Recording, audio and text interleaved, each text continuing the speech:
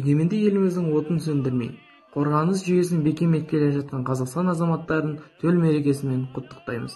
Тәуелсіздігіміз мәңгілік болып, еліміз дамый берсін. Желаю крепкого здоровья, семейного благополучия, успехов в работе, мира в нашей стране и уверенности в завтрашнем дне. Счастливых праздников. Біз қазақстандықтарға көп ұлтты елімізге бірлік, тыныштық, ашық аспан, береке мен азаматтық жауапкершіліктің көтерілуін, қоғамдық тұрақтылығын тілейміз. Сіздерді шын жүректен Конституция күнімен құттықтаймыз. Келісім мен бірлігіміз нығая берсін, әр шаңыраққа құт береке, ырыс пен ынтымақ тілеймін. Ел іргесі аман, келешегіміз кемел болсын. 30 тамыз мемлекеттік мереке Конституция күні деп жарияланып, жыл сайын республика көлемінде ерекше аталып өтілуде. Олай болса, Конституция күні құтты болсын, тәуелсіздігіміз мәңгілік болып, туымыз көкте желбірей берсін.